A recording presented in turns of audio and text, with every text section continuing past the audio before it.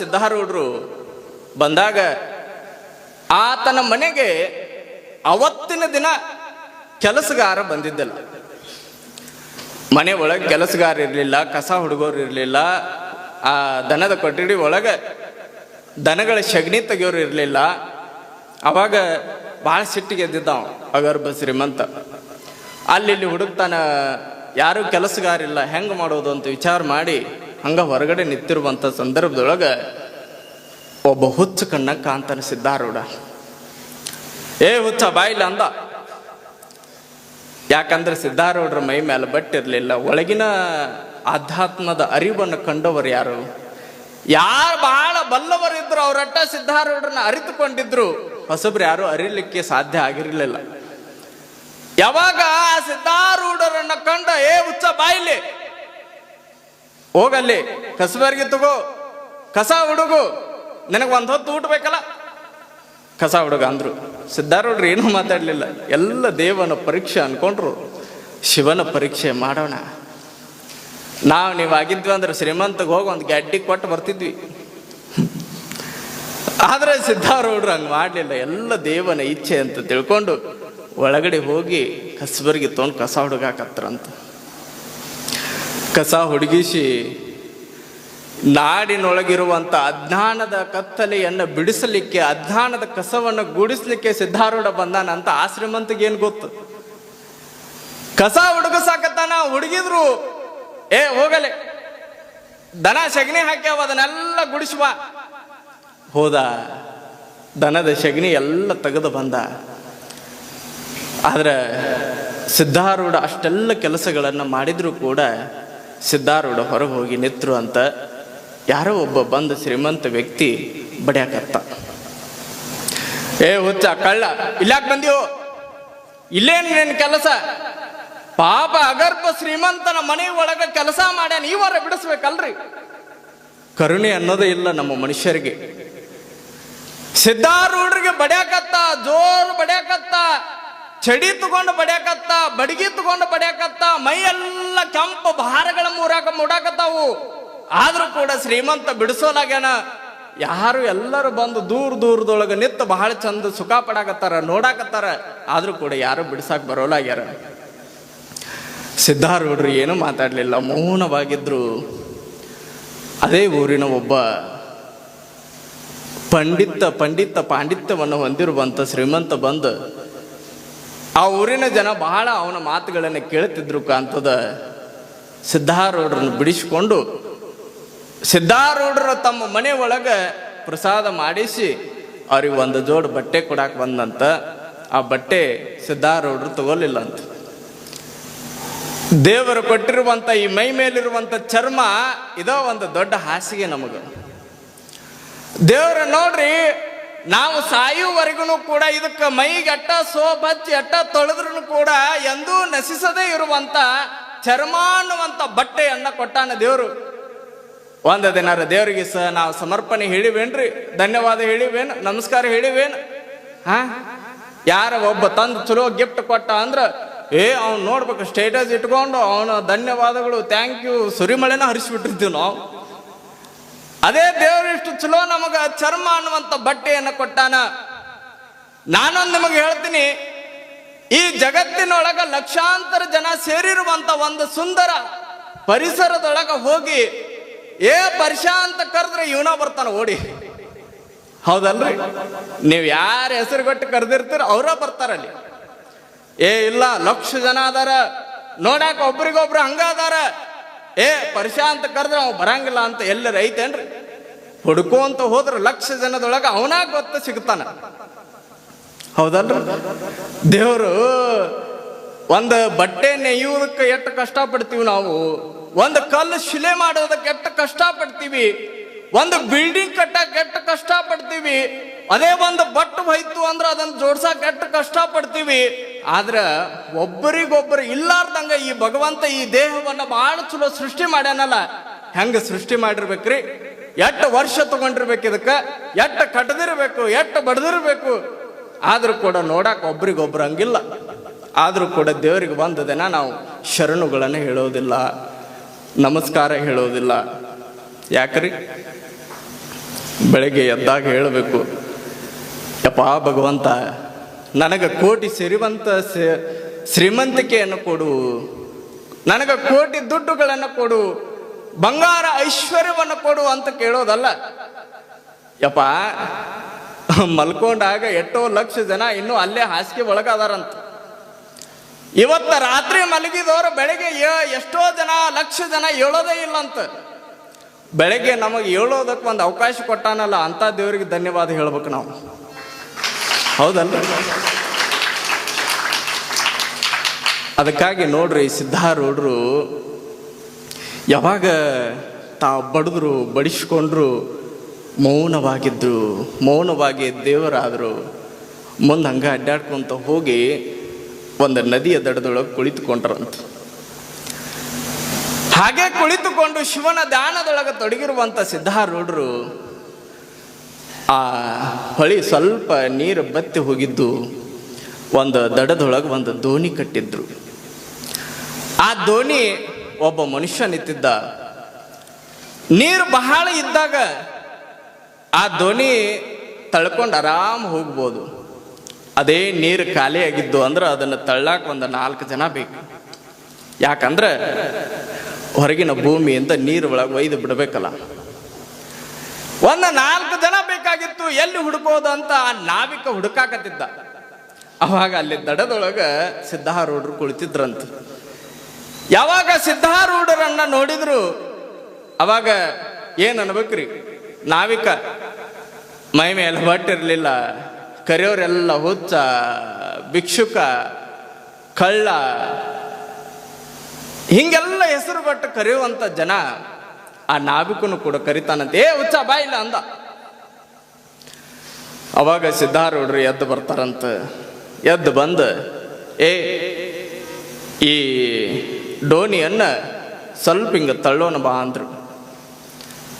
ಸಿದ್ಧಾರೂಢರು ಏನೂ ತಲೆ ಕೆಡಿಸ್ಕೊಳ್ಳಿಲ್ಲ. ಹುಚ್ಚ ಅಂದಾನ, ಯಾಕಂತ ಅವನ ಮೇಲೆ ಎಗರ್ಲಿಲ್ಲ. ಆಯ್ತು ಅಂತ ತಿಳ್ಕೊಂಡು ಸಿದ್ಧಾರೂಢರು ಆ ಡೋಣಿ ಹಿಡ್ಕೊಂಡು ಒಂದ ಕೈಯಿಂದ ಹಿಂಗೆ ಸರ್ಸುತ್ತಲೇ ನೀರೊಳಗೆ ಹೋಗ್ಬಿಡ್ತಂಥದ್ದು. ಯಾವಾಗ ನೀರೊಳಗೆ ಹೋಯ್ತು ಅವನಿಗೆ ಆಶ್ಚರ್ಯ ಆತ ನಾವಿಕಗ. ಅಲ್ಲ, 4-5 ಜನ ಒತ್ತಿದ್ರೆ ಹೋಗದೇ ಇರುವಂತ ಈ ಡೋಣಿ ಬರೇ ಯಾರೋ ಮನುಷ್ಯ ಇವ ತೆಳ್ಳಗದಾನ, ಹುಚ್ಚರಂಗದಾನ, ಬರೇ ಒಂದು ಕೈ ಹಿಡ್ಕೊಂಡು ಹಿಂಗ ದಬ್ಬಿದಕ್ಕೆ ನೀರೊಳಗೆ ಹೋಯ್ತಲ್ಲ, ಇದು ಹೆಂಗ ಸಾಧ್ಯ ಅಂದ. ಅವಾಗ ಸಿದ್ಧಾರೂಢರು ಸುಮ್ಮನೆ ನಿಂತಿದ್ರು. ಅವಾಗ ಕೇಳಿದ್ನಂತ ನಾವಿಕ, ಯಾರಪ್ಪ ನೀ ಅಂದ. ನಾನ್ ನಾವಿಕ ಅಂದ. ಯಾರು ನೀ ಅಂದಾಗ ನಾ ನಾವಿಕ. ಎಲ್ಲೈತು ಮತ್ತೆ ನಿನ್ ಡೋಣಿ? ನಿಂದ ಡೋಣಿ ಇಲ್ಲೈತ, ನನ್ನ ಡೋಣಿ ಇಲ್ಲೈತ್ ನೋಡು ಅಂದ. ಏನಿದ್ರ ಅರ್ಥ ನನಗೆ ತಿಳಿಲಿಲ್ಲ ಅಂದ. ಒಂದು ದಡದಿಂದ ಮತ್ತೊಂದು ದಡಕ್ಕ ನೀ ಮನುಷ್ಯರನ್ನ ಕರ್ಕೊಂಡು ಹೋಗ್ತಿ. ಈ ಅಜ್ಞಾನದೊಳಗೆ ಮುಳುಗಿರುವಂತ ಜನಗಳನ್ನ ಜ್ಞಾನದೆಡೆಗೆ ಕರ್ಕೊಂಡು ಹೋಗೋದು ನನ್ನ ಕೆಲಸ ಅಂದ. ಅವಾಗ ತಿಳಿಲಿಲ್ಲ ಅವನಿಗೆ. ಮರ್ತ್ಯದಿಂದ ಅಮೃತದೆಡೆಗೆ ಮನುಷ್ಯರನ್ನ ಕರ್ಕೊಂಡು ಹೋಗುವಂತ ದೋಣಿ ನಂದು ಅಂದ. ಅವಾಗ ಇವನ ಆಧ್ಯಾತ್ಮಿಕ ಚಿಂತನೆಗಳನ್ನ ಕಂಡಿರುವಂತ ನಾವಿಕ ಆಶ್ಚರ್ಯಗೊಳಗಾಗ್ತಾನ. ಯಾರು ನೀನು? ಏನಿಲ್ಲ, ಹಿಂಗೆ ಸಂಚಾರ ಮಾಡ್ಕೊಂತ ಬಂದವ ಹಳ್ಳಿಗೆ, ಪಟ್ಟಣಕ್ಕೆ. ಒಬ್ಬ ಗುರು ಸಮರ್ಥರನ್ನ ಕಾಣಲಿಕ್ಕೆ ನಾನು ಹೋಗ್ತಾ ಇದ್ದೀನಿ ಅಂದಾಗ ಅವನಿಗೆ ಹುಚ್ಚ ಅಂತ ಕರೆದಿದ್ದ ಪಶ್ಚಾತ್ತಾಪ ಆತಂತ. ಎಂಥ ಮನುಷ್ಯನನ್ನ ನಾನು ಹುಚ್ಚ ಅಂತ ಕರೆದ್ನಲ್ಲ. ಈತನೊಳಗಿಂತ ದೊಡ್ಡದಾಗಿರುವಂತ ಶಕ್ತಿ ಇದ್ದಿದ್ದಕ್ಕ ಬರೇ ಒಂದೇ ಕೈಯಿಂದ ಆ ಡೋಣಿಯನ್ನು ತಳ್ಳಿದ. ಈತ ಬಹಳ ಶ್ರೇಷ್ಠವಂತ ಅಂತ ತಿಳ್ಕೊಂಡು ನಾ ಇದನ್ನ ಪಾಪವನ್ನ ತೊಳೆದುಕೊಳ್ಳಾಕ ಏನು ಮಾಡಬೇಕು ಅಂತ ತಿಳ್ಕೊಂಡು ಆತ ನನ್ನ ಭಿನ್ನ ಮಾಡ್ಕೊಳ್ತಾನಂತ. ಯಪ್ಪ, ನಿಮ್ಮ ಹೆಸರು ಸಿದ್ಧಾರೂಢರು, ನೀವು ನಮ್ಮ ಮನೆಗೆ ಬರಬೇಕು ಅಂದ. ಅವಾಗ ಸಿದ್ಧಾರೂಢರು ಆಯ್ತಪ್ಪ ಬರ್ತೇನೆ. ಸಿದ್ಧಾರೂಢರು ಹೋದ್ರಂತ. ಹೋಗಿ ಸ್ನಾನ ಪೂಜೆಗಳನ್ನು ಮುಗಿಸಿಕೊಂಡು ಪ್ರಸಾದ ಮಾಡಿ ಸಿದ್ಧಾರೂಢರು ಮೈ ಮೇಲೆ ಬಟ್ಟಿಲ್ಲಾರ್ದು ನೋಡಿ ಸಿದ್ಧಾರೂಢರಿಗೆ ಮತ್ತೆ ಬಟ್ಟೆ ಕೊಡಾಕ್ ಬಂದಂತ.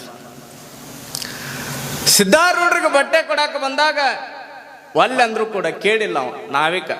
ಅವನಿಗೊಂದು ಆಸೆ ಇತ್ತು, ನನ್ನ ಪಾಪವನ್ನ ತೊಳ್ಯಾಕ ಸಿದ್ಧಾರೂಢರ ಈ ಬಟ್ಟೆಗಳನ್ನ ಕೊಟ್ಟು ನಾನು ಪಾಪ ತೊಳ್ಕೋಬೇಕು ಅಂತ. ಅವಾಗ ಸಿದ್ಧಾರೂಢರಿಗೆ ಹಿಂಗೆ ಕೊಡ್ತಾನ. ಆದರೂ ಕೂಡ ಸಿದ್ಧಾರೂಢರು ತಗೊಳ್ಳೋದು ನೋಡಿ ಕಣ್ಣೀರು ಸುರ್ಸಕತ್ ಬಿಡ್ತಾನೆ ನಾವಿಕ. ಯಪ್ಪ ಸಿದ್ಧಾರೂಢ, ತಗೊಳ್ಳೇಬೇಕಪ್ಪ, ನೀ ತಗೊಳ್ಳಿಲ್ಲ ಅಂದ್ರೆ ನನ್ನ ಪಾಪ ನನ್ನ ಕಡೆನ ಉಳಿದುಕೊಳ್ತದ ಅಂತ ಅಂದಾಗ ಸಿದ್ಧಾರೂಢರು ಆಯ್ತು ಅಂತ ಆ ಬಟ್ಟೆಗಳನ್ನು ತೆಗೆದುಕೊಂಡು ಆ ಬಟ್ಟೆಗಳನ್ನು ಚಲೋ ಉಟ್ಕೊಂಡು ಹೋಗ್ಲಿಲ್ಲ ಅವರು.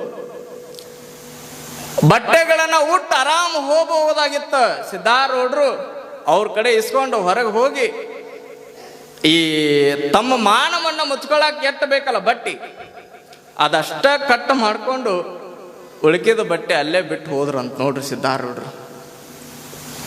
ಮುಂದೆ ಹಂಗ ಮತ್ತು ಪ್ರಯಾಣವನ್ನು ಬೆಳೆಸಿಕೊಂಡು ಹಂಗ ಕಾಶಿ ತೀರ್ಥಯ ರಾಮೇಶ್ವರಕ್ಕೆ ಹೋಗ್ತಾರಂತ.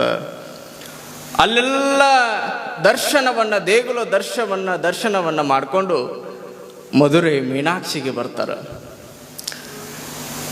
ಮೀನಾಕ್ಷಿಯ ದರ್ಶನಕ್ಕೆ ಹೋಗುವಂತ ಸಂದರ್ಭದೊಳಗ ಅಲ್ಲಿ ಗುಡಿ ಒಳಗೆ ಹೋಗಾಕತ್ತಿರ್ತಾರ. ಅಲ್ಲಿ ಒಬ್ಬ ಗುಡಿ ಒಳಗೆ ಕಳ್ಸಾಕ ಒಬ್ಬ ವ್ಯಕ್ತಿ ನಿಂತಿದ್ದ. ಆ ವ್ಯಕ್ತಿಯ ಕಾಯಕ ಕೆಲಸ ಏನು ಅಂದ್ರ, ಭಾರಿ ಚಲೋ VIP ಇರ್ತಾರಲ್ರಿ, ಅವ್ರ ಕಡೆ ಚಲೋ ಹಣ ವಸೂಲಿ ಮಾಡ್ಕೊಂಡು ಒಳಗೆ ಬಿಡ್ತಿದ್ದ ಅವ ದರ್ಶನಕ್ಕೆ. ಯಾವಾಗ ಸಿದ್ಧಾರೂಢರು ಹೋಗೋದನ್ನ ನೋಡಿದ, ಸಿದ್ಧಾರೂಢರ ಕಡೆ ಕೆತ್ತಬೇಕಂತ ನಿಂತವ.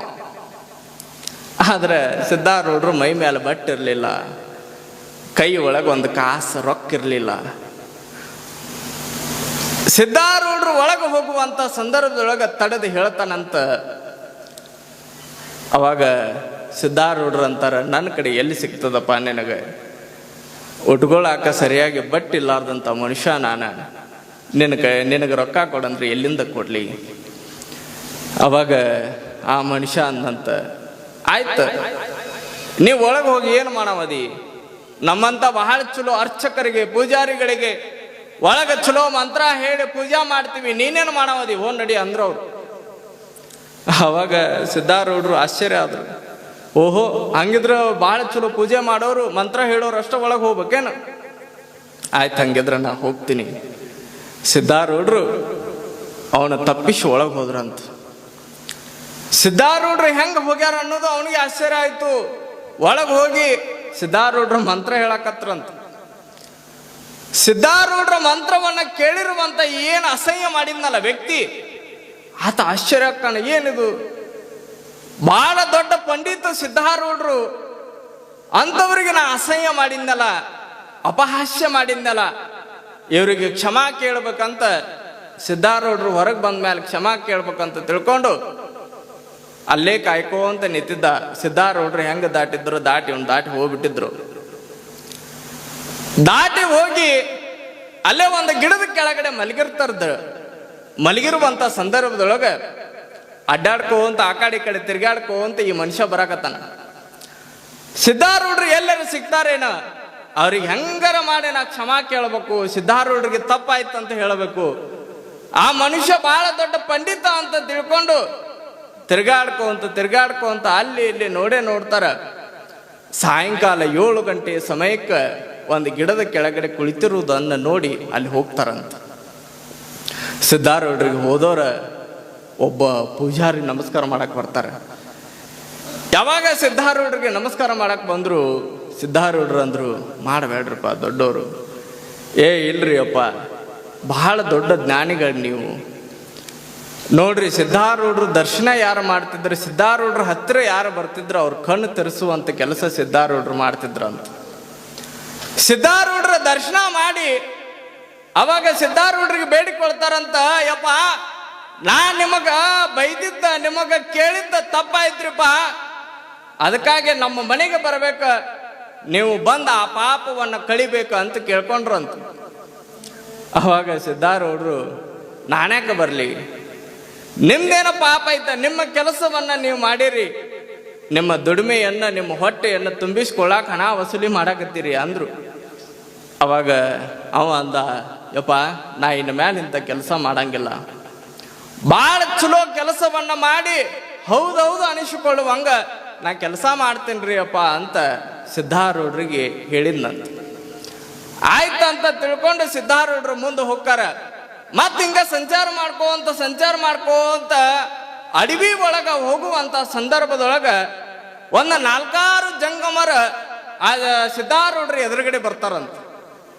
ಯಾವಾಗ ಸಿದ್ಧಾರೂಢರು ಎದುರುಗಡೆ ಬಂದ್ರು ಅವಾಗ ಸಿದ್ಧಾರೂಢರಿಗೆ ಅಂಗಸಾಕತ್ರಂತ ನೋಡ್ರಿ ಜಂಗಮರ.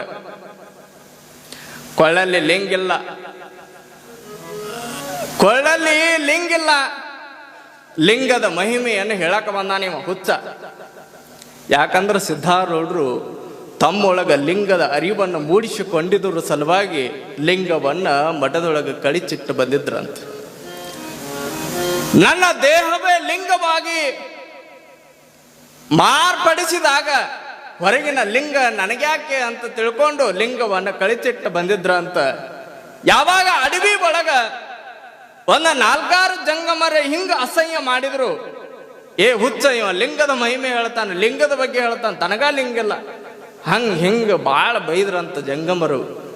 ಆಯ್ತು ಅಂತ ಸಿದ್ಧಾರೂಢರು ಮರುತ್ತರವನ್ನು ಕೊಡ್ಲಾರ್ದ ಮುಂದೆ ಬರ್ತಾರಂತ. ಮುಂದೆ ಬಂದಂತ ಸಂದರ್ಭದೊಳಗ ಜಂಗಮರು ಅಲ್ಲೇ ಕಾಡಿನ ದಂಡೆ ಒಳಗಿರುವಂತ ಹೊಳಿ ಒಳಗೆ ಹೋಗಿ ಸ್ನಾನವನ್ನು ಮುಗಿಸಿಕೊಂಡು ಮ್ಯಾಲ ಬಂದ ಲಿಂಗ ಪೂಜೆಗೆ ಕುಳಿತುಕೊಳ್ಬೇಕನ್ನಾಕತ್ತಿದ್ರು. ತಮ್ಮ ಲಿಂಗ ಹಿಂಗ ತೆಗಿಬೇಕನ್ನಾಕತ್ತಿದ್ರು. ಲಿಂಗ 4 ಜನದ ಲಿಂಗಗಳ ಮಾಯ ಆಗಿಬಿಟ್ಟಿದ್ವು ಅಂತ. ಲಿಂಗಗಳ ಕಾಣಲಾಗ್ಯಾವು, ಎಲ್ಲಿ ಹೋದು ಅಂತ 4 ಜನ ಹುಡುಕ್ತಾರಂತ. ಹೊಳಿ ಒಳಗೆ ಹೋಗಿ ಹುಡುಕ್ತಾರಂತ. ಎಲ್ಲ ಕಡೆ ಎಲ್ಲೆಲ್ಲಿ ತಿರುಗಾಡಿದ್ರೆ ಎಲ್ಲ ಕಡೆ ನೋಡ್ತಾರಂತ. ಎಲ್ಲವೂ ಕೂಡ ಲಿಂಗ ಸಿಗೋದೇ ಇಲ್ಲ. ಅವಾಗ ಅವ್ರಿಗೆ ನೆನಪಾಯ್ತು, ನಾವು ಒಬ್ಬ ಯಾವ ಹುಚ್ಚನಂಗಿರುವಂತ ವ್ಯಕ್ತಿಗೆ ಅಪಹಾಸ್ಯವನ್ನು ಮಾಡಿದ್ವಿ. ಆತ ಲಿಂಗವನ್ನು ಧರಿಸಲಾರದ ಲಿಂಗದ ಮಹಿಮೆಯನ್ನು ಏನು ಹೇಳ್ತೀಯ ಅಂತ ಬೈದಿದ್ವಿ. ಅದರ ಪರಿಣಾಮ ಇರ್ಬೋದೇನು ಅಂತ ತಿಳ್ಕೊಂಡು ಒಂದು 4 ಜಂಗಮರು ಒಂದೊಂದು ದಿಕ್ಕಿನೊಳಗೆ ಸಿದ್ಧಾರೂಢರನ್ನು ಹುಡುಕಾಕತ್ರಂತ. ಹುಡುಕೊಂತ ಹೋಗ್ತಾರ. ಅವಾಗ ಒಂದು ಕಡೆ ಹಿಂಗ ಹೊಂಟಿದ್ರು ಸಿದ್ಧಾರೂಢರು ಜೋಳಿಗೆಯನ್ನು ಹಾಕೊಂಡು ಸಿದ್ಧಾರೂಢರನ್ನು ತಡೆದ್ರು. ಸಿದ್ಧಾರೂಢರ ತಪ್ಪಾತ್ರಿಪ, ನಾವು ಲಿಂಗ ಶರೀರವನ್ನು ಹೊಂದಿರುವಂತ ಸಿದ್ಧಾರೂಢರಿಗೆ ಅಪಹಾಸ್ಯವನ್ನು ಮಾಡಿದ್ದು, ನಿಮ್ಮನ್ನ ಬೈದಿದ್ದು ತಪ್ಪಾಯ್ತು, ನಮ್ಮನ್ನು ಕ್ಷಮಾ ಮಾಡ್ರಿ, ಮತ್ತ ನಮ್ಮ ಲಿಂಗವನ್ನ ನಮಗ್ ಕೊಡ್ರಿ ಅಂತ ಸಿದ್ಧಾರೂಢರಿಗೆ ಕೇಳ್ಕೊಂಡ್ರಂತ. ಅವಾಗ ಸಿದ್ಧಾರೂಢರು ಮತ್ತೆ ಏನು ಮಾತಾಡ್ಲಿಲ್ಲ. ಆಯ್ತು ತಗೋರಿಪ್ಪ ಅಂತ ಹೇಳಿ ಮತ್ತೆ ಮುಂದೆ ಬರ್ತಾರಂತ. ಅವ್ರ ಕೊಳ್ಳೊಳಗೆ ಲಿಂಗ ಹಂಗ ಇತ್ತಂತ, ಹೆಂಗಿತ್ತು ಹಂಗ ಇತ್ತಂತ. ನೋಡ್ರಿ ಸಿದ್ಧಾರೂಢರ ಅಗಾಧವಾಗಿರುವಂತ ಶಕ್ತಿ ಎಷ್ಟು ದೊಡ್ಡದು. ಬರೇ ಅವರ ದೃಷ್ಟಿಯೋಗ, ಹಸ್ತಪರುಷ ಬಹಳ ಶಕ್ತಿಯನ್ನು ಹೊಂದಿದ್ದು ಅಂತ ಹೇಳ್ತಾರೆ. ನಾವೆಲ್ಲ ಬಹಳ ಚಲೋ ಲಿಂಗಾಯತರು ಅಂತ ಅಂತೀವಿ, ನಮ್ಮ ಕೊಳ್ಳೊಳಗೆ ಲಿಂಗನ ಇಲ್ಲ. ಹೌದಲ್ರಿ? ಒಬ್ಬ ಮನುಷ್ಯ ಕಾಡಿಗೆ ಹೋಗಿದ್ದ ಅಂತ. ಕಾಡಿಗೆ ಹೋಗುವಂತ ಸಂದರ್ಭದೊಳಗ ದಿನ ತನ್ನ ಕೈ ಒಳಗೆ ಗನ್ ಹಿಡ್ಕೊಂಡು ಹೋಗೋ. ಮತ್ತು ಕಾಡೊಳಗೆ ಹೋಗುವಂಥ ಸಂದರ್ಭದೊಳಗೆ ಗನ್ನ ಲೈಸೆನ್ಸ್ ಕೊಟ್ಟಿರ್ತಾರೆ. ಯಾವುದಾದ್ರೂ ಕಾಡು ಪ್ರಾಣಿಗಳು ಎದುರಿಗೆ ಬಂದು ಅಂದ್ರೆ ಅವುಗಳನ್ನು ಎದುರಿಸುವ ಸಲುವಾಗಿ ಅಂತ. ಯಾವಾಗ ಒಂದು ದಿನ ಹೋಗುವಂಥ ಸಂದರ್ಭದೊಳಗೆ ಆ ಗನ್ ಮರ್ತು ಹೋಗ್ಬಿಡ್ತಾನ. ಗನ್ ಮರ್ತು ಬರೀ ಲೈಸೆನ್ಸ್ ತಗೊಂಡು ಕಿಸೆದೊಳಗೆ ಇಟ್ಕೊಂಡು ಹೋಗಿರ್ತಾನ. ಕಾಡ ಪ್ರವೇಶ ಆಗ್ತಾನ. ಎದುರುಗಡೆ ಒಂದು ಹುಲಿ ಬರಾಕತ್ತು. ಎದುರಿಗೆ ಹುಲಿ ಬರಾಕತ್ತು. ಹಿಂಗ ನೋಡ್ತಾನ, ಗಣ್ಣ ಮರ್ತು ಬಂದಾನ, ಗಣ್ಣ ಇಲ್ಲ. ಅವಾಗ ಹಿಂಗ ಕಿಸದೊಳಗೆ ಕೈ ಹಾಕ್ತಾನ. ಏನೋ ಒಂದು ಚೀಟಿ ಸಿಗ್ತದೆ, ಹಿಂಗ್ ತೆಗೆದು ನೋಡ್ತಾನ, ಲೈಸೆನ್ಸ್ ಸಿಗ್ತದ. ಓಹೋ, ಗಣ್ಣ ಮರ್ತು ಬಂದಿನ ಮನ್ಯಾಗ, ಲೈಸೆನ್ಸ್ ತಂದಿನಿ. ಈ ಹುಲಿಗೆ ಲೈಸೆನ್ಸ್ ತೋರಿಸಿದ್ರೆ ಓಡಿ ಹೋಗ್ಬೋದು, ನನ್ನ ಕಡೆ ಗನ್ ಐತ ಅಂತ ತಿಳ್ಕೊತದ ಅಂತ ತಿಳ್ಕೊಂಡು ಆ ಲೈಸೆನ್ಸ್ ತಗೊಂಡು ಹುಲಿಗೆ ತೋರಿಸಿದ್ನಂತ. ಏ ಹುಲಿರಾಯ್, ನೋಡ್ ನನ್ನ ಕಡೆ ಲೈಸೆನ್ಸ್ ಐತೆ, ಬರಬೇಡ ನನ್ನ ಕಡೆ ಅಂದ. ಹೊಕ್ಕತ್ತೇನ್ರಿ ಅದು? ಆ ಹುಲಿ ಅಂತಂತ ಹೊಳಿ ಏವೋ ಮಾರಯ್ಯ ಮನುಷ್ಯ ಮಾಡ್ಕೊಂತ ಹೋಗುವಂತ ಸಂದರ್ಭದೊಳಗ ಒಂದು ಊರಿನೊಳಗ ಸಿದ್ಧಾರೂಢರ ಆಗಮನ ಆಗಿರ್ತದ. ಅಲ್ಲಿ ಒಂದು ತಾಯಿ ತನ್ನ ಮಗನನ್ನ ಸಿದ್ಧಾರೂಢರ ಕಡೆ ಕರ್ಕೊಂಡು ಬಂದು, ಯಪ್ಪ ಸಿದ್ಧಾರೂಢ, ನಮ್ಮ ಮನೆ ಒಳಗ ಒಂದು ವಿಘ್ನ ಕಾಡಕತ್ತೈತಪ್ಪ. ನನ್ನ ಮಗನಿಗೆ 33 ವಯಸ್ಸು. ನನ್ನ ಮಗ ನೋಡೋದಕ್ಕೆ ಬಹಳ ಚಲೋ ಅದಾನ. ಆಸ್ತಿಗೇನು ಕಿಮ್ಮ ಬೆಲೆಯನ್ನ ಕಟ್ಟಲಿಕ್ಕೆ ಆಗೋದಿಲ್ಲ. 200 ಎಕರೆ ಆಸ್ತಿ ಐತ. ಮಗ ನೋಡಾಕ ಬಹಳ ಚಲೋ ಅದಾನ, ಸಿರಿವಂತನೂ ಕೂಡ ಅದಾನ. ಎಷ್ಟು ಬೇಕಷ್ಟು ಬಂಗಾರ ಐತು, ಕೊಡಾಕ ನಾವಂತೂ ರೆಡಿನ ಅದೀವಿ, ಅವ್ರು ಕೊಡೋದು ಬೇಡ. ಆದ್ರ ಒಂದು ಮಾತು ನನ್ನ ಮಗನಿಗೆ ಮದುವೆ ಆಗ್ಲಾರ್ದಂಗೆ ಮಾಡೈತಪ್ಪ ಅಂತ ಅಂದ್ಲು. ಯಾವ ಮಾತೆವ? ಏನಿಲ್ಲಪ್ಪ ಸಿದ್ಧಾರೂಢ, ಒಬ್ಬ ಜ್ಯೋತಿಷ್ಯ ಬಂದಿರುವಂತ ಸಂದರ್ಭದೊಳಗ ಜ್ಯೋತಿಷ್ಯಗಾರ ಆತ ಹೇಳಿದ, ನಿನ್ನ ಮಗ ಮದುವೆ ಆದ್ರ ಯಾವತ್ತು ಮದುವೆ ಆಗ್ತಾನ ಅವತ್ತೇ ಆತನ ಸಾವಾಗ್ತದ ಅಂತ ಹೇಳಿದ. ನಿನ್ನ ಮಗ ಮದುವೆಯಾದ ದಿನವೇ ಆತ ಈ ಭೂಮಿಯನ್ನ ಬಿಟ್ಟು ಹೋಗ್ತಾನ ಅಂತ ಒಬ್ಬ ಜ್ಯೋತಿಷ್ಯಗಾರ ಹೇಳ್ಯಾನಪ್ಪ. ಮತ್ತ ಆ ವಿಘ್ನವನ್ನ ಕಳಿಯಪ್ಪ, ನಮಗೆ ಹೆಣ್ಣು ಸಿಗುವಂಗ ಮಾಡ, ಇರೋನ ಒಬ್ಬನ ಮಗ ಅದಾನ ಅಂತ ತಾಯಿ ಅಳ್ಕೊಂತ ಕೇಳಾಕತ್ತಿದ್ಲಂತ. ಯಾವಾಗ ತಾಯಿಯ ಮಾತುಗಳನ್ನ ಸಿದ್ಧಾರೂಢ ಆಲಿಸಿದ, ಸಿದ್ಧಾರೂಢ ಅನ್ನ, ಯವ್ವ ನಿನ್ನ ಮಗನಿಗೆ ಮದುವೆ ಮಾಡು ಅಂದ. ಸಿದ್ಧಾರೂಢರು ನೋಡ್ರಿ, ನಿನ್ನ ಮಗನಿಗೆ ಮದುವೆ ಮಾಡು, ಒಂದು ವೇಳೆ ಹಂಗೇನಾದರೂ ವಿಘ್ನ ಮದುವೆ ಆದ ಮೇಲೆ ನಿನ್ನ ಮಗ ಸಾಯುವಂತ ಪರಿಸ್ಥಿತಿ ಬಂದ್ರು ಕೂಡ ಅದನ್ನು ನೋಡಿಕೊಳ್ಳಾಕ ನಾನು ಸಿದ್ಧಾರೂಢ ಅದೀನಿ, ನಿನ್ನ ಮಗನಿಗೆ ಮದುವೆ ಮಾಡು ಅಂತ ತಾಯಿಗೆ ಭರವಸೆ ಕೊಟ್ಟನಂತ. ಯಾವಾಗ ತಾಯಿಗೆ ಈ ಮಾತುಗಳನ್ನ ಹೇಳಿದ ಸಿದ್ಧಾರೂಢ, ಆ ಮಾತಿನಂಗೆ ನಡ್ಕೋಬೇಕಲ್ರಿ. ಆದ್ರೆ ಸಿದ್ಧಾರೂಢ ಇದ್ದು ಊರಿನೊಳಗ ಅದ ಊರಿನೊಳಗ ಇರೋ ಅಲ್ಲ, ಮುಂದೆ ಹೋಗ್ಬಿಡೋರು ಅವ್ರು ಸಿದ್ಧಾರೂಢರು. ಅಡ್ಡಾಡ್ಕೊಂತ ಹೋಗುವಂತ ಸಿದ್ಧಾರೂಢರು ಏನೋ ಮಾತು ಕೊಟ್ಟು ಹೋದ್ರು. ಮುಂದ ಆ ತಾಯಿ ಗುರುವಿನ ಮೇಲೆ ಎಷ್ಟು ನಿಷ್ಠೆ ಭಕ್ತಿ ಅಂದ್ರ ಬಹಳ ಒಳಗಿನಿಂದ ನಂಬಾಕತ್ಲು ತಾಯಿ.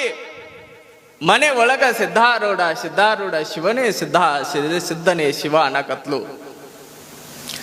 ಯಾವಾಗ ಶಿವ ಸಿದ್ಧ ಅನ್ನಕತ್ಲು, ಸಿದ್ಧಾರೂಢ ನಾಮವನ್ನು ಅನ್ಕೊಂತ ಪೂಜೆ ಮಾಡಕ್ಕೆ ಅಂತ ದಿನ, ಅವಾಗ ಒಂದು ದಿನ ಚಲೋ ಕನ್ಯೆಯನ್ನು ನೋಡಿ ಮದುವೆ ಮಾಡ್ತಾಳ. ಯಾವಾಗ ತಾಯಿ ಮದುವೆಯನ್ನ ಮಾಡ್ತಾಳ, ಆ ಹೆಣ್ಣು ಕೂಡ ಕನ್ಯೆ ಹೆದರ್ಕೊಂತನ ಬಂದಿರ್ತಾಳ. ಮದುವೆ ಏನೋ ಆಯ್ತು. ಒಂದು ಜ್ಯೋತಿಷ್ಯಗಾರ ಹೇಳಿದ್ರು, ಮದುವೆ ಹೊಸ್ತಿಲನ್ನ ಯಾವಾಗ ತುಳಿತೀವೋ ಅವತ್ತೇ ನಿನ್ನ ಸಾವಾಗ್ತದ. ಮದುವೆ ಅಂತೂ ಆದ್ರೂ ಜೋಡಿ ಮ್ಯಾಲ ಇಬ್ರು ಊಟ ಕುಂತಿದ್ರಂತ. ಭಕ್ಷ್ಯ ಭೋಜನಕ್ಕೆ ಉಣ್ಲಿಕ್ಕೆ ಕುಳಿತಿರುವಂತ ಸಂದರ್ಭದೊಳಗ ಎಲ್ಲ ಚೆನ್ನಾಗಿ ಊಟ ಮಾಡಿ ಈತ ಗಂಡ ತಟ್ಟೆ ತೊಳಿಬೇಕು ಅಂತ ಅಲ್ಲೇ ನಳದ ಹತ್ರ ಹೋಗಿರ್ತಾನ. ತನ್ನ ಅಂಗಾಳನ್ನ ತನ್ನ ತಟ್ಟೆಯನ್ನ ಹಿಡಿದುಕೊಂಡು ನಳದ ನೀರಿಗೆ ಹಿಡಿದಿಂಗಕ್ಕ ತೊಳ್ಯಾಕತ್ತಿರ್ತಾನ ತಟ್ಟೆಯನ್ನ. ಅವಾಗಿಂದ ಅಲ್ಲೇ ಟಾಕೆ ಹಿಂದ್ಗಡೆ ಇದ್ದಂತ ಒಂದು ಹಾವು ಅಲ್ಲೇ ಬರ್ತದ ನೋಡಿ ಕಾಲಾಗ. ಯಾವಾಗ ಆತನ ಕಾಲೊಳಗೆ ಬಂತು ಓಡಾಕತ್ತ, ಏ ಹಾವು ಹಾವು ಹಾವು ಹಾವು ಅಂತ ಓಡಾಕತ್ತ. ಅದರ ಹಾವು ಇವನೋ ಬೆನ್ನ ಹತ್ತಿತ್ತಂತದು. ಅವಾಗ ಅಲ್ಲಿದ್ದವ್ರು ಅನ್ಕೊಳಕತ್ರು, ಜ್ಯೋತಿಷಗಾರ ಹೇಳಿರುವಂತ ಮಾತು ತಪ್ಪಾಗ್ತದೇನು? ಜ್ಯೋತಿಷಗಾರ ಹೇಳಿದ್ರು ತಪ್ಪಾಗೋದಕ್ಕ ಸಾಧ್ಯನೇ ಇಲ್ಲ. ಈತನ ಅಂತ್ಯ ಬಂತು, ಈತ ನಶಿಸಿ ಹೋಗ್ತಾನ, ಭೂಮಿ ಬಿಟ್ಟು ಹೋಗ್ತಾನ, ಇವೇನು ಉಳಿತಾನ ಅಂತ ಎಲ್ಲರೂ ಓಡಾಕತ್ರಂತ. ಆದ್ರ ಹಾವು ಇವನು ಬೆನ್ನ ಹತ್ಕೊಂಡು ಹೊಂಟಿತ್ತಂತ. ಯಾವಾಗ ಹಾವು ಬೆನ್ನು ಹತ್ಕೊಂಡು ಹೊಂಟಿತ್ತು, ಅವಾಗ ತಾಯಿ ನೋಡ್ತಾಳ. ಯಾರ ತಾಯಿ? ಈ ಹುಡುಗನ ತಾಯಿ ನೋಡ್ತಾಳ. ಬಹಳ ಭಕ್ತಿವಂತೆ, ಶಿವ ಸಿದ್ಧ ಅಂತ ನಾಮಸ್ಮರಣೆ ಇಲ್ಲಾರ್ದ ಆಕೆ ಒಂದು ತುತ್ತು ಉಂಡವಳಲ್ಲ. ಯಾವಾಗ ಈ ಹಾವು ಬೆನ್ನು ಹತ್ಕೊಂಡು ಹೋಗೋದು ನೋಡಿದ್ಲು ತಾಯಿ, ಅವಾಗ ತಾಯಿ ಅಂತಾಳಂತ, ಯಪ್ಪಾ ಸಿದ್ಧಾರೂಢ ಅನ್ನೋದ ತಡ ಯಾವುದೋ ಒಂದು ಮೇಲಿನಿಂದ ಹದ್ದು ಬಂದ ಹಾವು ಎತ್ಕೊಂಡು ಹೋಗ್ಬಿಡ್ತಂತ. ನೋಡ್ರಿ, ಹಾವು ಎತ್ಕೊಂಡು ಹೋಗ್ಬಿಡ್ತಂತ. ಒಂದು ಜ್ಯೋತಿಷ್ಯಗಾರ ಮಾತು ಕೂಡ ಸುಳ್ಳಾಗುವಂಗ ಸಿದ್ಧನ ಗುರುವಿನ ಕರುಣೆ ಇತ್ತಲ್ಲ. ನೋಡ್ರಿ ಎಷ್ಟು ಅಗಾಧವಾಗಿರುವಂತ ಶಕ್ತಿ ಆ ಗುರುವಿನಲ್ಲಿತ್ತಲ್ಲ. ಅದಕ್ಕಾಗಿ ಗುರುವಿನ ನಂಬಬೇಕಂತ. ಅದಕ್ಕಾಗಿ ಹೇಳ್ತಾರೆ ನೋಡ್ರಿ, ಹರನಿಂದ ಅಧಿಕ ಸದ್ಗುರುವೆಂಬುದನ್ನು ಕೇಳಿ ಗುರುವೇ ನಾ ನಿಮ್ಮ ಪದಯುಗವ ಬನ್ನಿಪೆನು ಅಂತ ಹೇಳ್ತಾರೆ. ಒಂದು ವೇಳೆ ಹರ ನಮ್ಮನ್ನ ಕಾಪಾಡಲಿಲ್ಲ ಅಂದ್ರೂ ಕೂಡ ಗುರು ಕಾಪಾಡ್ತಾನಂತ. ಹರನಿಗಿಂತಲೂ ಶ್ರೇಷ್ಠವಾದವನು ಗುರು ಅಂತ ಹೇಳ್ತಾರ. ನಾನ್ ನಿಮಗೊಂದು ಪ್ರಶ್ನೆ ಕೇಳ್ತೀನಿ. ಒಂದು ಕಡೆ ಹರ, ಒಂದು ಕಡೆ ಶಿವ, ಇನ್ನೊಂದು ಕಡೆ ಗುರು. ಇಬ್ಬರನ್ನ ನಿಮ್ಮ ಎದುರುಗಡೆ ತಂದ ನಿಲ್ಲಿಸಿದ್ರ ನೀವು ಮೊದಲು ನಂಬೋದು ಯಾರಿಗ್ರಿ? ಮೊದಲು ತಪ್ಕೊಳ್ಳೋದು ಯಾರಿಗೆ? ಮೊದಲು ಕೈ ಹಿಡಿಯೋದು ಯಾರಿಗೆ? ಹಂಗ ಬಹಳ ಚಲೋ ಮನುಷ್ಯ ನೋಡಿ ಇರುವೆ ಕಿಶೆ ಒಳಗ ಕುಳಿತುಕೊಂಡ್ರ ಬೆಂಗಳೂರಿಗೆ ಬಹಳ ಈಸಿಯಾಗಿ ಹೋಗ್ತದ, ಬಹಳ ಬೇಗ ತಲುಪ್ತದ. ಹಂಗ ಗುರುವಿನನ್ನ ಗಟ್ಟಿಯಾಗಿ ಹಿಡಿದುಕೊಂಡಾಗ, ಒಳ್ಳೆ ಗುರುವನ್ನ ಗಟ್ಟಿಯಾಗಿ ಪಾದವನ್ನ ಹಿಡಿದುಕೊಂಡಾಗ ಮುಕ್ತಿ ಅನ್ನುವಂತ, ಪರಮಾತ್ಮ ಅನ್ನುವಂತ ಸ್ವರ್ಗವನ್ನ ಗಟ್ಟಿಯಾಗಿ ಹಿಡ್ಕೋಬಹುದಂತ. ನೋಡ್ರಿ, ಬಹಳ ಬೇಗ ಹಿಡ್ಕೋಬಹುದಂತ. ಗುರು ಒಲಿದು ಆಶೀರ್ವಾದ ಮಾಡಿದ ಅಂದ್ರ ಏನು ಅಸಾಧ್ಯವೋ ಅದನ್ನು ಸಾಧ್ಯವಾಗಿಸಬಹುದಂತ. ಆತ ಸುಮ್ಮ ಹಿಂಗ ಕೈ ಆಶೀರ್ವಾದ ಮಾಡಿದ ಅಂದ್ರ, ಆತ ಅಡ್ಡಾಡಿರುವಂತ ನೆಲ ಆತನ ಧೂಳನ್ನ ಹಣೆಗೆ ಹಚ್ಚಿಕೊಂಡ್ವಿ ಅಂದ್ರ, ಹಲವು ಮಾತೇನು ನೀನೊಲಿದು ಪಾದವ ನೆಟ್ಟ ನೆಲವೇ ಸುಕ್ಷೇತ್ರ ಜಲವೇ ಪಾವನ ತೀರ್ಥ, ಸುಲಭ ಶ್ರೀ ಗುರುವೇ ಕೃಪೆಯಾಗು ಅಂತ ಹೇಳ್ತಾರ. ಗುರುವಿಗಿಂತಲೂ ಬಹಳ ಶ್ರೇಷ್ಠವಾಗಿರುವಂಥದ್ದು ಈ ಜಗತ್ತಿನೊಳಗೆ ಯಾವುದೂ ವಸ್ತುವೇ ಇಲ್ಲ ಅಂತ ಹೇಳ್ತಾರೆ. ಬಹಳ ಚಲೋ ಕಿಮ್ಮತ್ತು ಕಟ್ಟಿಕೊಟ್ರು. ಇಬ್ಬರಿಗೆ ಗುರುವಿನ ಸ್ಥಾನವನ್ನು ಕೊಟ್ಟರು. ಒಂದು ಗುರು ನಮಗೆ ಪಾಠ ಮಾಡವ, ಇನ್ನೂ ಒಂದು ನಮ್ಮ ಮೊದಲ ಪಾಠಶಾಲೆಯನ್ನ ಕಲಿಸಿದವಳು ತಾಯಿ. ಇಬ್ಬರಿಗೆ ಗುರುವಿನ ಸ್ಥಾನವನ್ನು ಕೊಡ್ತಾರ. ಸ್ವಲ್ಪ ಸೌಂಡ್ ಇಡ್ಬೋದು. ಒಂದು ಪಾಯಿಂಟ್. ತಾಯಿ ಆ ಗುರುವಿನ ಸ್ಥಾನವನ್ನು ಕೊಟ್ಟರು. ನೀವೆಲ್ಲ ಕೇಳ್ಬೋದು, ಮತ್ತ ತಂದೆಗೆ ಯಾಕೆ ಕೊಡ್ಲಿಲ್ರಿ ಗುರುವಿನ ಸ್ಥಾನ, ತಾಯಿಗೆನೆ ಯಾಕೆ ಕೊಟ್ರು? ಮನೆ ಮೊದಲ ಪಾಠಶಾಲೆ, ತಾಯಿಯೇ ಮೊದಲ ಗುರು ಅಂತ ಹೇಳಿದ್ರು. ಯಾಕ್ರಿ ತಂದೆಗೆ ಮೊದಲ ಗುರು ಅಂತ ಹೇಳ್ಬೇಕಾಗಿತ್ತಲ್ಲ.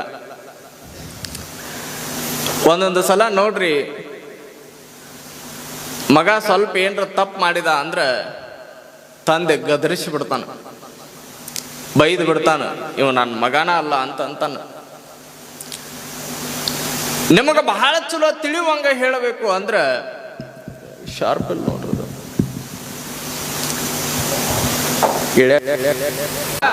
ಓಕೆ. ಹೊರಗಡೆ ಆಟ ಆಡ್ಲಿಕ್ಕೆ ಹೋಗಿರ್ತಾನ. ಹೋದಂತ ಸಂದರ್ಭದೊಳಗ ಮೈ ಎಲ್ಲ ಗಲೀಜು ಮಾಡ್ಕೊಂಡು, ಹೊಲಸು ಮಾಡ್ಕೊಂಡು, ಅಲ್ಲಿ ಇಲ್ಲಿ ಕೆಸರಾಗ ಬಿದ್ದು ಮನೆಗೆ ಓಡಿ ಬರ್ತಾನ. ತಂದೆ ಪಡಶಾಲೆ ಒಳಗ ಟಿವಿ ನೋಡಾಕತ್ತಿರ್ತಾನ, ತಾಯಿ ರೊಟ್ಟಿ ಮಾಡಾಕತ್ತಿರ್ತಾಳ. ಓಡಿ ಬಂದವನ ಮೊದಲು ಯಾರಿಗೆ ಭೇಟಿ ಆಗ್ತಾನಂದ್ರ ತಂದೆಗೆ ಭೇಟಿ ಆಗ್ತಾನವ. ಯಾಕಂದ್ರ ಬಡಶಾಲೆ ಒಳಗ ಮೊದಲು ಕಾಣವನ ತಂದೆ. ಅಪ್ಪ ಅಪ್ಪ ಅನ್ಕೋಂತ ಓಡಿ ಬಂದಂತ ಮಗ ತಂದೆ ನೋಡ್ತಾನ, ಮಗನನ್ನು ಹೊತ್ಕೊಳ್ತಾನೇನ್ರಿ? ನೀವೆಲ್ಲ ಕುಂತೀರಿ, ನಾ ಕೇಳ್ತೀನಿ, ಅನ್ಬೋದು ನೀವು. ಅದ ನಿಜ ಪರಿಸ್ಥಿತಿ ಅದಲ್ಲ. ಓಡಿ ಬಂದವನ ಅಪ್ಪ ಅಪ್ಪ ಅನ್ನೋದ್ಲೇನ ಅಲ್ಲಿ ತಂದೆ ಕೈ ಮಾಡ್ತಾನೆ. ಎಲ್ಲಿಗೆ? ಅಡಿಗೆ ಮನೆಗೆ ಕೈ ಮಾಡ್ತಾನೆ. ಏ ಬಾಯ್ ನೋಡ್, ಬಾಯ್ ನಿನ್ನ ಮಗ ಹೆಂಗ್ ಮಾಡ್ಕೊಂಡ್ ಬಂದ ನೋಡು, ಇವಳ ಮಗ ಅಲ್ಲೇನ್ರಿ? ನೋಡ್ ಬಾಯ್ಲಿ ನಿನ್ನ ಮಗ ಹೆಂಗ್ ಮಾಡ್ಕೊಂಡು ಬಂದಾನ, ಮೈ ಎಲ್ಲ ಕೆಲವು ಕೆಸರು ಮಾಡ್ಕೊಂಡು ಹೊಲಸಾಗಿ ಬಂದಾನ. ತಾಯಿ ರೊಟ್ಟಿ ಮಾಡಕತ್ತಾಳ, ಕೈ ತುಂಬ ಜಿಗಟ್ ಹತ್ತೈತ. ಆದ್ರೂ ಕೂಡ ತಾಯಿ ಓಡಿ ಬಂದ, ಮೈಯೆಲ್ಲ ಕೆಸರು ಆದ್ರೂ ಕೂಡ ತಾನು ಸ್ವಚ್ಛ ಬಟ್ಟೆ ಉಟ್ಕೊಂಡ್ರು ಕೂಡ ತಾಯಿ ಅಯ್ಯೋ ನನ್ನ ಮುದ್ದು ಮಗ ಹೊಲಸು ಮಾಡ್ಕೊಂಡು ಬಂದಿಯಲ್ಲೋ ಅಂತ ಆ ಮಗನನ್ನು ಹೊತ್ಕೊಂಡು ಸ್ನಾನದ ರೂಮಿಗೆ ಕರ್ಕೊಂಡು ಹೋಗ್ತಾಳ. ಸ್ವಚ್ಛ ಸ್ನಾನ ಮಾಡಿಸಿ, ಶುಭ್ರ ಬಟ್ಟೆ ತೊಡಿಸಿ, ಸೆಂಟು ಪೌಡ್ರು ಅದು ಇದು ಏನೇನೋ ಹೊಡೆದು ಆ ಮಗನ ಚಂದ ಮಾಡಿ ಪಡಶಾಲೆ ಒಳಗೆ ಏನು ತಂದು ಕೂತಿದ್ನಲ್ಲ ಅವನ ಮುಂದೆ ತಂದು ಬಿಟ್ರೆ ಅವಾಗ ಎದ್ದ ನೋಡ್ರಿ ಟಿವಿ ಬಿಟ್ಟು. ಅಲ್ಲಲ್ಲ ನನ್ನ ಮಗ ಈಗ ಬಂದ್ ನೋಡು ಅಂತ ಹೊತ್ಕೋತಾನ. ಅವಾಗ ತಂದೆ ಇಲ್ಲೈತ್ ನೋಡ್ರಿ ಮೇನ್, ಯಾಕೆ ಗುರುವಿನ ಸ್ಥಾನ ಕೊಡ್ಲಿಲ್ಲ ಅಂತ. ಆದ್ರೆ ನಿಮಗೆ ಗುರುವಿಗಿಂತ ಬಹಳ ದೊಡ್ಡದು ಕೊಟ್ಟಾನ್ರಿ. ಯಾವ್ದ್ರಿ? ದೇವ್ರ ಸ್ಥಾನ ಕೊಟ್ಟಾನ ತಂದೆಗೆ. ತಾಯಿ ಆದವಳು ಗುರು ಅಂತ, ತಂದೆಯಾದವನು ದೇವ್ರಂತ. ದೇವ್ರ ಕಡೆ ನಾವು ಹೊಲಸಾಗಿ ಮನ ಬಹಳ ಶುದ್ಧಿ ಇಲ್ಲಾರ್ದಂಗ ಅಶುದ್ಧಿಯಿಂದ ಆ ದೇವ್ರ ಕಡೆ ಹೋದ್ವಿ ಅಂದ್ರೆ ದೇವ್ರು ನಮ್ಮನ್ನು ಹೊತ್ಕೊಳಂಗಿಲ್ಲ ಅಂತ. ನಮ್ಮನ್ನ ತಾಯಿ ಸ್ವಚ್ಛ ಮಾಡಿ ತಂದೆ ಕಡೆ ಹೆಂಗ ತಂದು ಬಿಡ್ತಾಳ, ಹಂಗ ಗುರು ಅಂತವನು ನಮ್ಮನ್ನ ಬಹಳ ಶುದ್ಧಿ ಮಾಡಿ ಸ್ವಚ್ಛ ಮಾಡಿ ನಮ್ಮ ಮಲಿನತೆಯನ್ನ ಆಧ್ಯಾತ್ಮ ಅನ್ನೋ ಸೋಪಿನಿಂದ ಸ್ವಚ್ಛ ತೊಳೆದ ದೇವ್ರ ಕಡೆ ಬೈದು ಬಿಟ್ರ ಬಂದ ನೋಡ್ ನನ್ನ ಮಗ ಅಂತ ಹೊತ್ಕೊಡ್ತಾನಂತ ದೇವ್ರು. ಅದಕ್ಕಾಗಿ ದೇವರು ಗುರು ತಂದೆ ತಾಯಿಗೆ ಬಹಳ ದೊಡ್ಡ ಕಿಮ್ಮತ್ತನ್ನು ಕಟ್ಟಿಕೊಟ್ರು. ಗುರುವಿಗೆ ಬಹಳ ದೊಡ್ಡದಾಗಿರುವಂತ ಶ್ರೇಷ್ಠತೆಯನ್ನ ಕೊಟ್ರು. ಅದಕ್ಕಾಗಿ ಗುರು ಒಲದ ಅಂದ್ರೆ ಏನೆಲ್ಲ ಸಾಧ್ಯ ಅಂತ ಹೇಳ್ತಾರೆ. ಸಿದ್ಧಾರೂಢರು ಕೂಡ ಎಲ್ಲಿ ಹೋಗ್ತಾರ ಅಲ್ಲೊಂದು ತಮ್ಮ ಹೆಜ್ಜೆ ಗುರುತನ್ನು ಉಳಿಸಾಕತ್ರು. ಯಾರಿಗೆ ಕೈ ಎತ್ತಿ ಆಶೀರ್ವಾದ ಮಾಡ್ತಾರ ಅಲ್ಲಿ ಫಲಗಳು ಸಿಗಾಕತ್ತು. ಎಲ್ಲಿ ಅವ್ರ ಹೆಜ್ಜೆಯ ಮೇಲೆ ಹೆಜ್ಜೆ ಇಟ್ಕೊಂಡು ಆ ಹೆಜ್ಜೆಯ ಧೂಳನ್ನು ಉಳಿಸಿ ಹೋಗ್ತಾರ, ಅದು ವಿಭೂತಿಯಾಗಿ ಪರುಷ